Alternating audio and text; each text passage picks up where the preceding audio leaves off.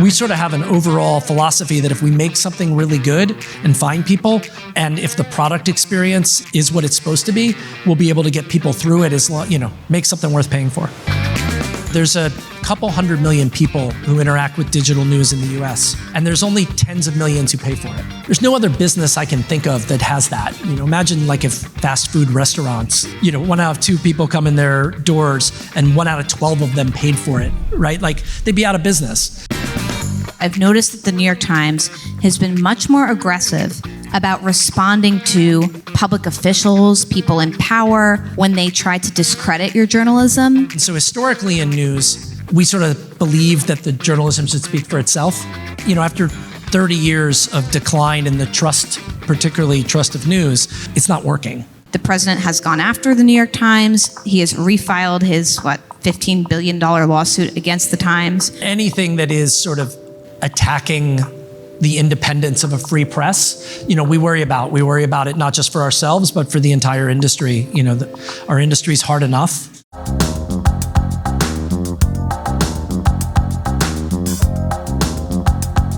Hello, everyone. Thank you so much to David Rubin for taking some time with us today. It's a busy week. The New York Times has earnings and so much else going on. David, I wanted to start with news of the day. The New York Times announced a few weeks ago that you're rolling out family subscriptions. Can you walk us through any metrics? How is that going? Are you seeing success? What are you learning? Yeah, so first of all, thank you. Thanks to all of you. So the thing we've seen is that, how the news used to be something you kind of did on your own or you shared the paper. But since the digital era, nobody wants to share their phone with anybody else, right? Much less with your kids. It's the worst thing possible. But what's happened is as we've gotten into things like games, you start having your own stats. You get into cooking, you have your recipes, and suddenly you need your own identification, and you don't want to share it anymore. And so we actually have an ad out that was from a real subscriber who was talking about how the kids kept playing her Wordle. They had days separated for who would play what day, and the kids kept cheating and taking her turn. And so family plan makes that not necessary anymore. You can share with, you can share on one subscription price. But I think what's really exciting, it's going well, but what's really exciting about is the underlying thing of that is that so much of what the Times is doing has become something that people share with each other, that they do want to talk about with their loved ones. And, how many people here have a Wordle or Connections or Strands, either, chat thread or WhatsApp, or a lot of people in the room. And so being able to enable that, we want to embrace that. Who wouldn't want that as a business leader? And so how do we make that possible for people to keep doing and encourage it? And given the success that you're seeing, I know the Times said, I think they're going to count every family subscription as 2 subscribers. Do you think that roughly that's the right metric? Or do you think, man, every single family is activating all 4 people? This should really be 4 subscribers for each. I think that's mostly an accounting thing of what's the best way to deal with that. And certainly we'll see what the end results are. I think the, underlying, certainly we would expect and love for, whole families to be using it and sharing. And, the campaigns are very actively encouraging that to happen. Yes, I am seeing so many fun things with your campaigns. You guys have stuff in Boston, you have in-person things in New York. It's an interesting thing for you because you're overseeing the marketing side of this. You also now have you oversee communications as well. So can you just remind folks in the room, what is the role of David Rubin at the New York Times and how has that evolved? I got there in 9 years ago. So 2016, I had come from Pinterest, and before that I was in consumer products marketing. So I had brought Axe body spray to the United States. We have you to thank for that, David. Yes. I'm sure the first time all of you saw an Axe ad, you thought, I bet you that person will be the first CMO in New York Times history. So I got to the Times, marketing was split into 2. There was one person was doing paid media, revenue, performance marketing, and then my job, which was a new role, was to do the creative and the messaging strategy. About year and a half, 2 years in, I became chief marketing officer.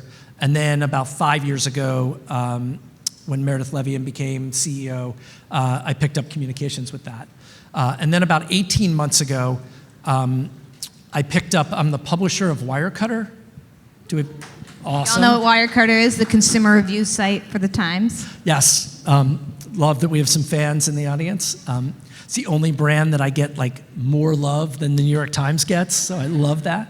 So I'm doing that, and I've kind of stepped back from the day-to-day operations of the consumer marketing practice, but instead doing the overall brand message and how do we help people understand what it is the Times does and what news is for. How do you connect being the publisher of a sort of consumer review site with overseeing communications and marketing? I can see why maybe they are aligned, but they also feel like three very different jobs. It's pretty much a side hustle. It's just a casual side hustle. No, it's this is now sort of just me personally, but I believe it's so important for marketers and marketing to be about driving business results. And I came from consumer products where the marketers were the GMs of the business, and so when there was an opportunity to get to do that for Wirecutter and to oversee the whole business, I jumped on it. So that it doesn't have a ton of direct fit, other than they're both about trying to take a brand and explain what its role is and drive business through it. So in explaining what the role is of a brand, I think one of the challenges that the Times face is just educating people as to what the bundle is, what you get for it. What is the strategy behind that? So our overall marketing strategy comes from our corporate strategy, which I think is important and often isn't the case. Our corporate strategy is we call the essential subscription strategy, and there's really three components for marketing.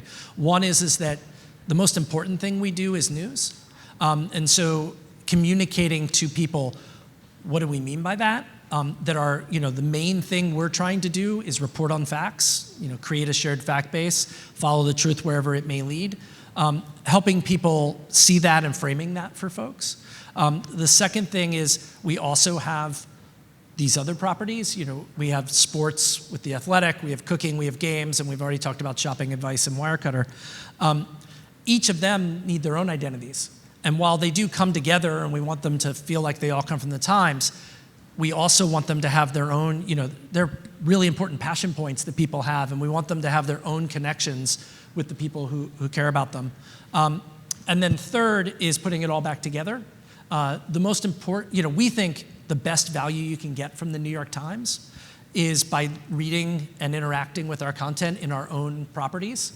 If you don't want to do that, you can still do so. But the real value you get, the most value you get, is when you do that. And so communicating both the bundle sort of like as a business offering, but also why, that we help people, that all this work together helps people understand the world and helps you get news and information you need across all your passion points. And so telling that story as well. So it's really those three things. And getting people to understand the value of consuming your journalism in your environments, in your app, your website. You all just rolled out a new video tab within the app. It's not meant to be competitive to TikTok. There's not an algorithm or anything like that. But why did you decide to bring that into your app as opposed to just doubling down on Reels and Spotlight and TikTok and all these other video apps where that's where a lot of really young audiences are? Yeah, we're doing both. So our content does absolutely, we are absolutely putting it in those platforms and meeting people where they are. And then our product job is to make sure that from a news and information delivery perspective, the best place to get that stuff is in our platform. And as long as that's true, we think people will come over to it. And that's what we've seen time and again. Take The Daily as an example. Do we have daily listeners? Yeah, so. A bunch. Yes, good. One of the top podcasts, one or two podcasts in the country. When it first came out, 9 years ago, I think. Wow. No, a little less, 7. Yeah, 2017? Long time, yeah. Still a long time. Yeah. I worried about it of if it's going to be really good, will people never pay? And in fact, the opposite has happened, is that people who listen, and some of them can be younger and people who are really into audio, we find that it encourages them to go read and to come into our platforms. And so we sort of have an overall philosophy that if we make something really good and find people, and if the product experience is, is what it's supposed to be, we'll be able to get people through it make something worth paying for. And then in terms of the communications hat that you wear, this is a very interesting time to be a communicator for a news organization. Obviously, the president has gone after the New York Times. He has refiled his, $15 billion lawsuit against the Times. How do you position yourselves publicly in that defense? Is it that the Times is going to come out very hard swinging? Do you think you should be taking a more subtle approach? What's the strategy? Yeah, overall, we've been clear that, we don't see any merit in that lawsuit, and that we think it was largely made for, political purposes, and we're going to fight it. Anything that is sort of attacking the independence of a free press, we worry about. We worry about it not just for ourselves, but for the entire industry. Our industry's hard enough.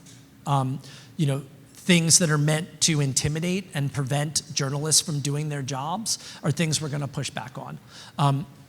But overall, we think our job, at least marketing-wise, is to help people see what it is we do. People think of news as this, monolithic thing, and it really isn't. We see the core of what we're doing, reporting on the facts, and really trying to help there be a shared fact base. And so we're trying to get more people to sort of see that, to value that, and whether you want it from us or not, to at least want it to exist. Do you think that the Times has to play an outsized role in defending press freedoms because of the size of the organization? Or do you see it as just needing to defend what attacks come your way specifically? I think, I'll say it this way, whether we need to or not, we are certainly, we think when you look at news, there's a couple 100 million people who interact with digital news in the US, and there's only tens of millions who pay for it. There's no other business I can think of that has that. Imagine if fast food restaurants had 1 out of 2 people come in there, 1 out of 2 people come in their doors, and 1 out of 12 of them paid for it, and instead had an Axios stamp on the outside of the burger, right? They'd be out of business. And so we think that it's really important that we go out and explain what it is we're doing, and not just about ourselves, because in the end, this is a category growth thing. We need people to see subscription-supported news as something that's really important and growing, and we're going to do that broadly, and we hope more people will make quality, original reporting and charge for it, and we think that'll create a bigger market.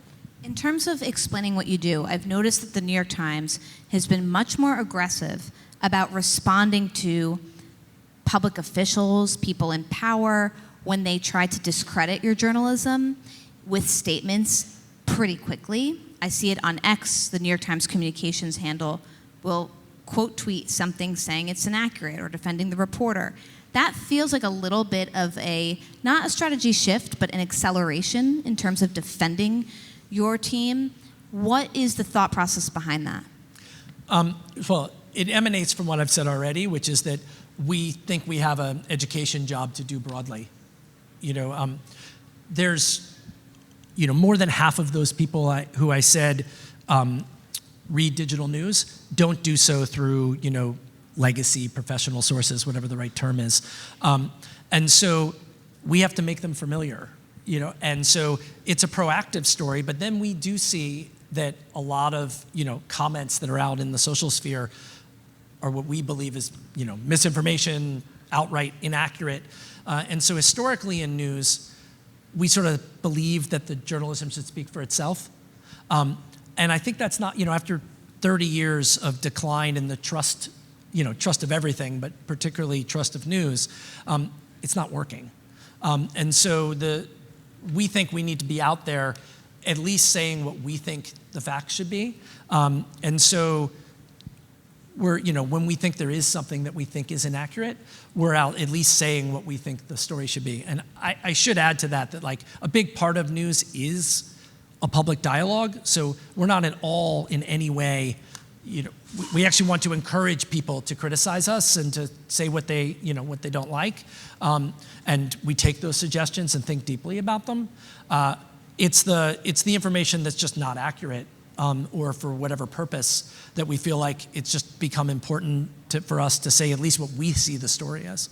I think tone matters a lot, because I remember in the first Trump era, CNN had its, these are the facts campaigns, this is a banana, this is an apple. Right. And I think the overwhelming response to this was that, to that campaign, was that it may have felt a little bit antagonistic. How do you defend yourself and state those facts without coming across partisan or defensive, and alienating some people? Yeah, I mean, this is where we think the role of original reporting and fact and uncovering the facts is just so important. Our journalist's job is to follow the truth wherever it may lead, and what that ends up meaning for you as a reader is that we're helping you see things that you might not have known you cared about, or to look at it in a way that you hadn't thought about it before. We think if we tell that story, and sort of the idea of an open notebook, kind of idea, how, core journalistic principles, we think we can land it in a way that doesn't feel like it's politically motivated, because it isn't. In terms of the Times' own brand campaigns, I remember you had an incredible campaign, an ad that ran in the Oscars, and you were doing so many high-profile things to get the Times branding out. Now, you're hoping to get to 15 million subscribers by 2027. It feels like the subscription message has definitely landed. What is the next big brand message from the Times that you think we should be looking out for moving ahead? Well, I'll say two things. First of all, I wouldn't declare mission accomplished. There's 50 to 100 million people read the Times every week, and we're just at about 12 million subscribers. So, look, we're really proud of that. When I joined 9 years ago, it was 1.5 million, so that's great growth. But there's still a whole lot more people reading it and not paying for it than are. And so I think it's, sometimes in news we have this tendency to sort of look at everything as done, and we're nowhere near that.